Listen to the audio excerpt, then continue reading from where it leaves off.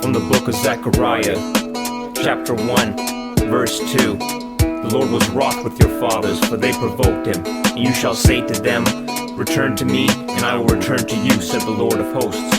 Be not like your fathers, to whom the early prophets called, saying, return now from your evil ways and your evil deeds. It was after the exile and the fall of Jerusalem that we rebuilt the temple destroyed by the arms of foolish men. Exuberance turned to the feelings of uselessness as the power stopped our attempts to restore God's luminance. In the district of Judah just south from Hebron, we the mystics maneuver around the mount that said wrong. Under the reign of Darius, where the prophetic claims were various, the eye of the man who abandoned God was strange and scariest. More men became objects of divine wrath and became skeptical of the truth behind our design math. But I saw how the signs passed average man's mind fast, how I long to bring him back to the aligned path. It was in this moment I'm open that the scope and my hoping have been broken and open. I almost began choking. It's not no trophy, it's the day that I had spoken with the Almighty, all-knowing. He told me that in spite of my sin, I was repenting for my fathers inside of my kin, and the light it would bring would shine from within. My pride wore thin, my mind was chagrined at all the size of this king. He told me to rip clean of the fears that had gripped me and my peers over the course of these last 16 years. He told me to continue to restore my worth, for that was my purpose well before my birth. But then I saw the earth, my blood began coursing, for I saw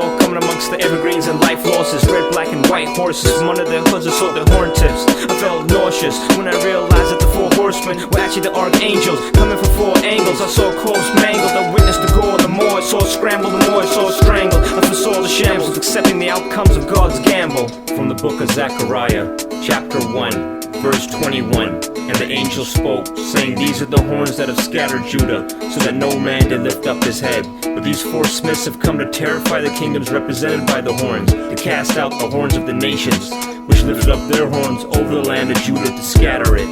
An angel insisted the city be built without walls, perfect square and level angle until without flaws. Set in a circle of flames for all the men killed without cause, and for the killers who felt guilt without laws. For misrepresenting the Lord, the masters will follow their slaves. The 4 winds sweep them all to their graves. A call for the brave, for the nations to return on the shawl of his rays, instead of being trapped in the thrall of this maze. Order on earth means access to heaven, because the house on Jerusalem's not for Jewish men, even that is the present. It's open for the man who practices incessant attacks with discretion and can relax with progression. After a change of raiment, now dressed in the robes of a statesman, a notion of waiting came close to my patience, so I asked a prophecy from the vastest glossary. They're glad to offer me their grand anthology. I was told of stones bearing 7 pairs of eyes, and a feast for all of the fig tree without cares or lies.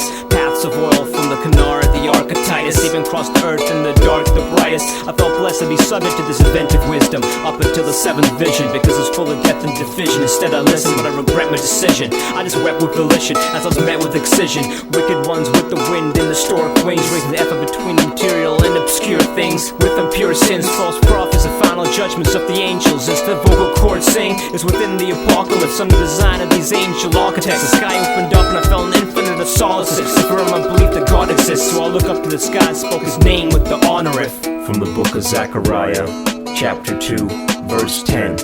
Sing and rejoice, O daughter of Zion, for lo, I come, and I will dwell in the midst of thee, said the Lord. And many nations shall be joined to the Lord in that day, and shall be my people, and I will dwell in the midst of thee. And thou shalt know that the Lord of hosts has sent me unto you.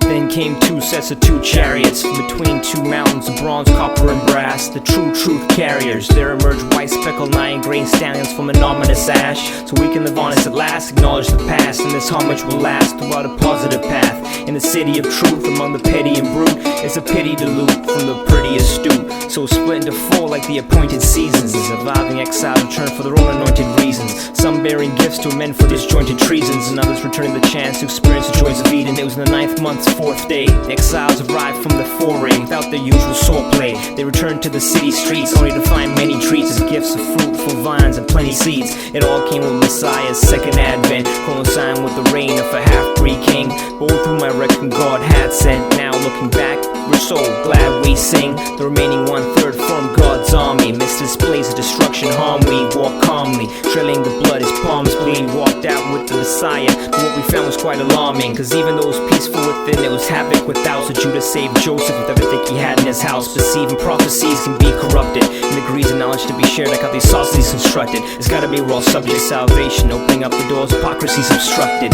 So all could see that understood we're all looking for love, and so he named me the good shepherd, branded with the crook and the club.